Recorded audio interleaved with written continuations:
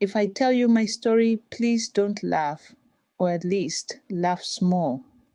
But take the lesson home, because if I had heard a story like mine when I was 23, maybe I wouldn't be living in a dead woman's shadow at 43. If someone had told me at 25 that I would be 43 and still waiting for a wedding that would never come, I would have laughed so hard I might have choked on my own breath. God forbid, I would have said, loud, confident, naive. But here I am, no ring, no vows, just memories, most of which I now wish I could delete like spam emails. So, yes, my name doesn't matter. I'm just a Kenyan woman who came to Germany to find a better life and ended up loving a man with a permanent ghost in his bed. I didn't come to Germany chasing love. Like many of us, I came chasing something better, a future with more than dust roads and family pressure. But in this part of the world, loneliness wears a big jacket. Winter is long. And when you're an African girl looking for someone who even remotely understands Ugali, let alone your accent, you take what you get. Now, if you've been in Germany long enough, you'll understand this part quickly. If you're looking for an African man around here, you're more likely to find a Nigerian than a Kenyan. You may even find five of them before one lone Kenyan passes by with headphones in his ears and no time for love. And what I got was him, Nigerian, of course. They dominate the dating scene. They're everywhere and they come with flavor. So when I met him, let's call him Uncle Sugar Free. Tall, funny, deep voice like late night radio. I didn't think twice. I knew he was married to an older white woman. But listen, in diaspora, that kind of marriage is not a shocker. That's not love. That's immigration strategy. So don't come at me with morality. We all understood those kinds of marriages were less about romance, more about papers and survival. Honestly, we laughed about them. Document marriage. We called it. In fact, I wasn't even the only one.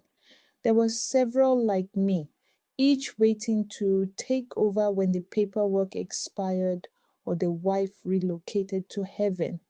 I didn't feel guilty. I wasn't home wrecking. I was just waiting for the paperwork to expire. But me, I wasn't just sleeping with him.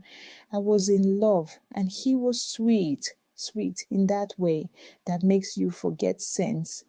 He would tell me, "You're my peace. It's you I want, not her." He made it easy to love him. He said all the right things. Ladies, when a man tells you you're his peace, take it with salt, pepper, and a full backup plan. I was young. I didn't want much, just companionship. Maybe one day a proper life together. And from the way he looked at me, held my hand, called me every morning, I believed he meant it when he said, "It's you I wish I met first." But then when I asked, "Why don't you leave her?" he would say, "She helped me when I had nothing. I don't want to hurt her. She's a good woman." I thought, wow, he's a good, loyal man, a man who respects sacrifice. If he can be this considerate to her, image the husband he'll be when it's finally just us. Little did I know he was just good at managing emotions like customer service. So I waited. What a joke years passed. Yes, years. I became so used to being the side woman, I started feeling like it was normal. But age doesn't lie. And with every year, my friends back home were sending wedding photos. Look, I said yes, while I sat with a man I couldn't even claim in public. Then one day, nature acted. It happened. The white wife died. I didn't celebrate. I'm not wicked. But inside my heart said, finally. I felt like the clouds had shifted, that God had cleared the road. The position was vacant. I was next in line. Now, before you look at me like that, I didn't wish for it. I'm not that type. After all, I'm not a home wrecker if the home collapsed itself, right? He cried. Of course, she had been there for him in hard times. I respected that, but I packed my few belongings and moved into his house like a graduate entering the job market. I was finally where I belonged. I took over the house, the kitchen, the chores, played the role of wife before I had the title. And when our child came, I felt like it was destiny sealing the deal. Also, I thought every time I brought up marriage, he would smile and say, soon, let's give it time. I just lost someone, remember? Months passed, no wedding. Years passed, no engagement. No, will you marry me? Just where is this salt? And did you pick Junior from school? I would go to church beside him. Yet every time the pastor said, all unmarried women stand up, I'd get up next to my man, next to my baby daddy. I stood like a misplaced usher, surrounded by ladies in their 20s. Yet I had a man beside me and a child, his only child, a handsome son. He'd pretend not to notice the shame crawling up my back. It started to sting. I would ask him gently at first, babe, don't you think we should make it official now? And he would say, oh, what? You know I want to, but eventually I confronted him. Tell me the truth, I said. Why won't you marry me? And that's when he dropped a line that haunts me to this day.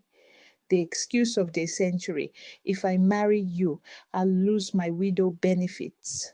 Apparently, for staying single after his wife died, the German government was giving him 400 euros a month. 400 euros. Ladies, 400, a sum smaller than a used iPhone.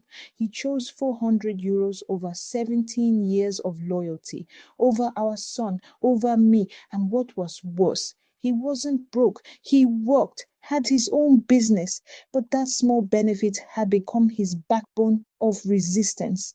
And me, I had become his free wife, full service, no commitment. He was willing to play widower till the day he dies, while I played wife without legal backup. He's not broke, for God's sake. Now our child is 17, grown, a whole adult, preparing to leave home.